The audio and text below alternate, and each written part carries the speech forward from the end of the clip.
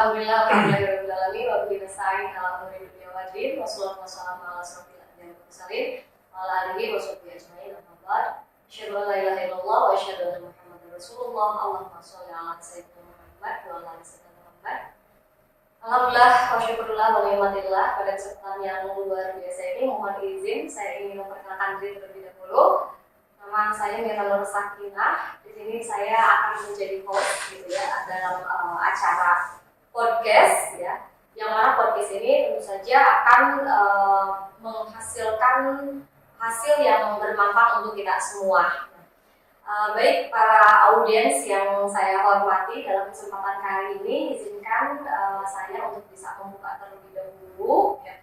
Dan di sini alhamdulillah sudah ada dua narasumber kita ya yang luar biasa ya. Mohon izin untuk tepuk tangan terlebih dahulu. Di sini sudah hadir Ibu Kades Kepala Desa Mangunkerta ya, Ibu Ira Rismayati SIP, dan sudah hadir juga narasumber terkait topik kita hari ini ya. Ada Bapak Dr. Ito Triyadi MHP ya.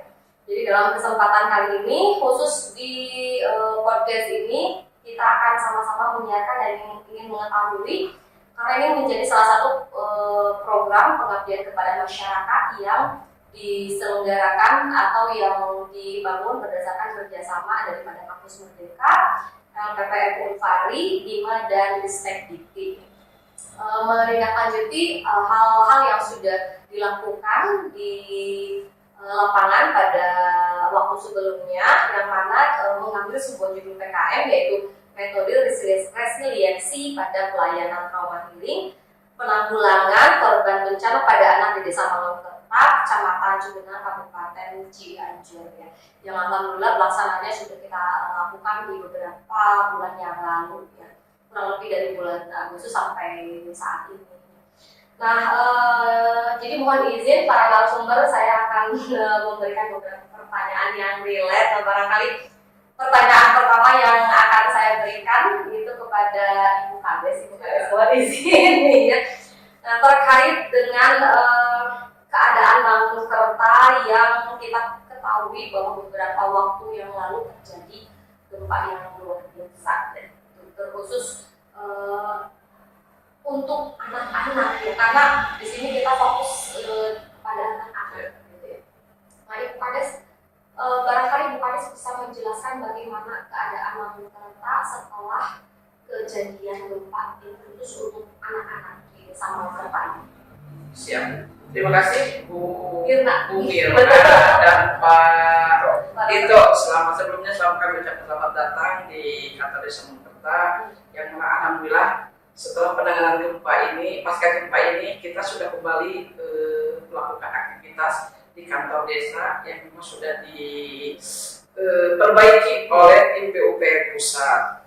Dan alhamdulillah pasca gempa ini memang anak-anak beberapa bulan yang lalu mereka mengalami trauma psikis, ada ketakutan, ada kepanikan, dan memang terkadang kepercayaan diri mereka mulai sedikit goyah ketika mendengar hal yang bersifat suara gemuruh, getaran mobil atau lain sebagainya.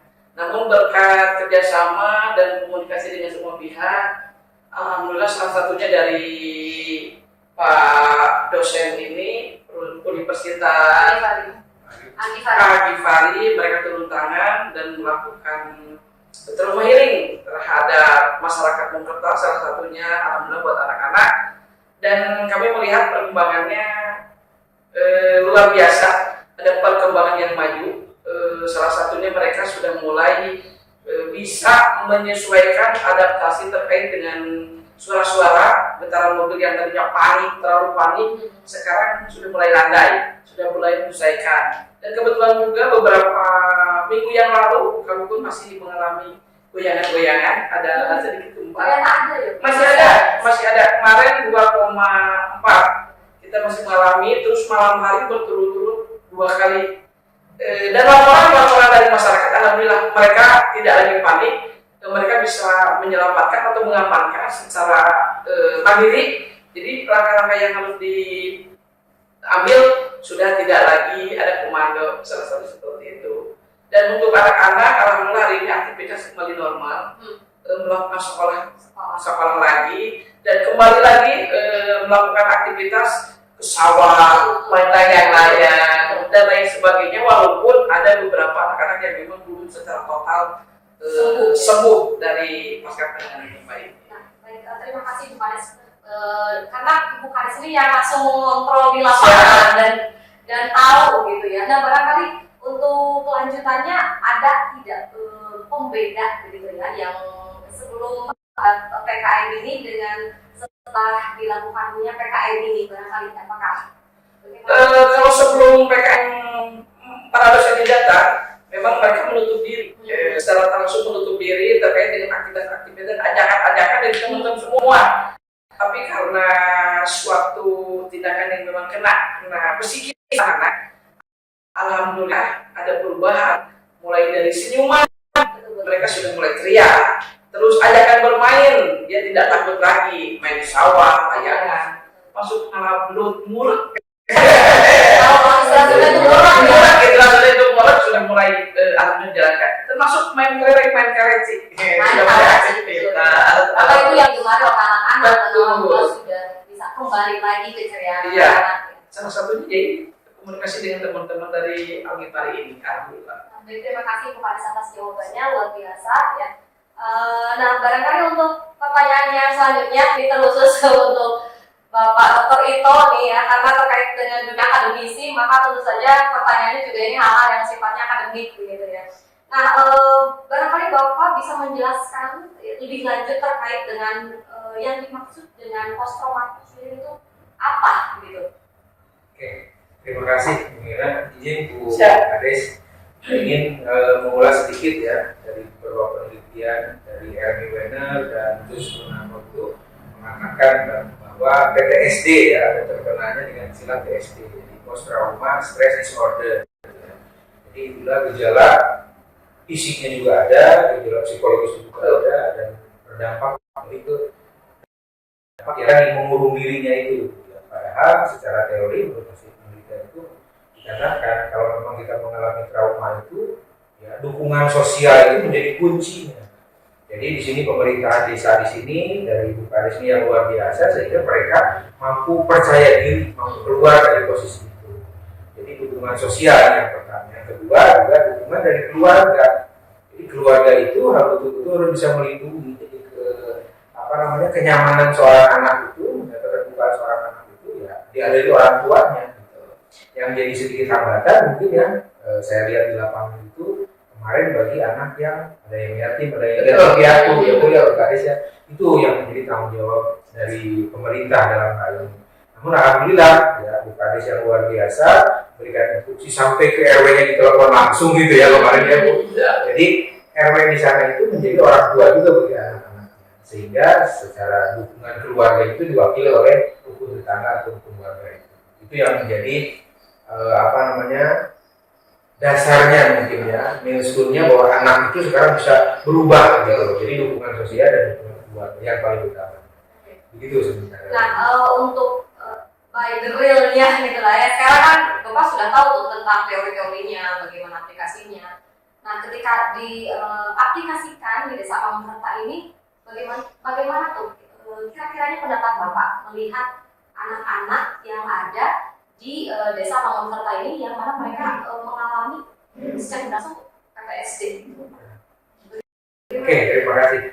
Nah itu tadi, jadi saya juga baru dengar lagi nih bukan bahwa ada kejadian terus ya sampai sekarang gempanya masih ada. Tadi kita ngobrol dengan Pak Parkir ya di bawah itu, memang kemarin katanya ada gempa dan belum dapat bantuan katanya gratis ya. Karena mungkin tidak semua ya dapat bantuan. Nah yang jadi kendala itu ya salah satunya bagaimana pembeda sebelum dan sudah ada kita ini. Saya sebetulnya punya harapan besar ke Kades nih sebagai pemerintahan setempat maupun pemerintah kabupaten atau pusat ya. Jadi itu harus ada kontinuitas untuk penanganan setelah ini masih panjang. Jadi anak kita yang sekarang ditangani itu kan kelas 3 sampai kelas 6 SD nih. Itu SMP itu nanti dia pas masa puber itu juga ada penanganan khusus, ada pendampingan. Jadi mudah-mudahan nanti perguruan tinggi lain ataupun dari kampus kita juga nanti ada PKM lanjutan di sini bagaimana setelah ini, karena kalau tidak dilanjutkan mereka lepas, ini khawatir bahwa kejadian-kejadian tadi akan berulang, nanti misalnya bisa berdampak ke dalam kekerasan rumah tangga, bisa berdampak juga misalnya terhadap di lingkungan gitu, karena dia ada tekanan yang begitu kuat atau ya depresinya itu. Tapi tadi kalau misalnya ada kontinuitas program kita, insya Allah, dan saya sih yakin mudah-mudahan juga pemerintah nanti dari berbagai, apalagi dengan pemerintahan yang baru, Pak Menteri yang baru gitu kan, akan lebih meningkatkan bagaimana PKM ini di daerah-daerah seperti ini yang berkelanjutan, atau misalnya istilahnya nanti tidak hanya satu perguruan tinggi, tapi beberapa perguruan tinggi berbarengan menggunakan kolaborasi kemampuan keilmuan di kampus masing-masing untuk membantu di wilayah Mangkunegaran ini. Mungkin begitu sebenarnya. Baik, terima kasih, karena ini menjadi PR bersama juga ya Bapak Ibu ya. Jadi tidak hanya Mangkunegaran saja, tapi ini adalah PR untuk kita sama-sama menuntaskan hal-hal yang sifatnya di lapangan, terutama hal yang berkenaan dengan post traumatic healing gitu ya. Dan barangkali untuk pertanyaan terakhir kepada Ibu Kades, gitu ya. Harapan-harapan setelah dilakukannya PKM ini, kira-kira nih barangkali hal apa saja yang diharapkan? Terima kasih. Tadi sesuai dengan Pak Dokter, memang betul bahwa penanganan pasca gempa ini harapannya tidak sampai hari ini, tapi ada prioritas ke depan bagaimana peran pemerintah beserta seluruh lapisan masyarakat dan termasuk pemerintahan yang baru hari ini. Sebelumnya mengucapkan selamat menjabat, selamat bertugas, sama-sama menjalankan demi kepentingan masyarakat. Tadi kembali lagi kepada bagaimana kelanjutannya, harapannya si pemerintah pusat, terus para mahasiswa dan para dosen, memang ada kelanjutan terkait dengan penanganan anak-anak khususnya yang ada di wilayah kami.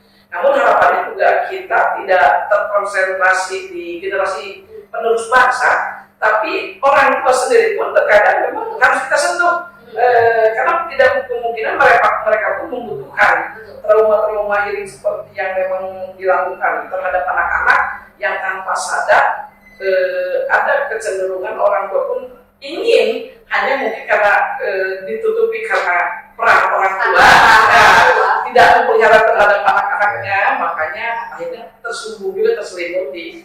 Nah, ke depan kami berharap semua masyarakat atau semua pemerintah termasuk para mahasiswa dan bukan dari satu kampus saja, seluruhnya bagaimana, dan tidak Mangkunegaran saja, karena saya yakin yang terdampak ini luar biasa psikis, dan bagaimana melanjutkan kehidupan ke depan ini kalau memang tidak ada bimbingan dan tidak ada arahan, ini akan mengurangi totalitas dalam melaksanakan aktivitas itu.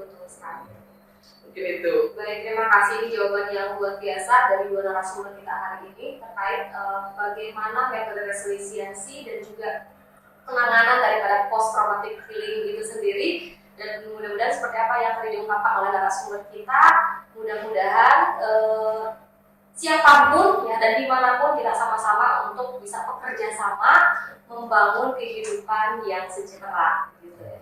Barangkali dari saya mohon izin, terima kasih sekali lagi kami ucapkan gitu ya Bapak Dr. Gito dan juga Ibu Kades Mangkunegaran, dimanapun berada, mudah-mudahan kita bisa mendapatkan kebahagiaan. Amin.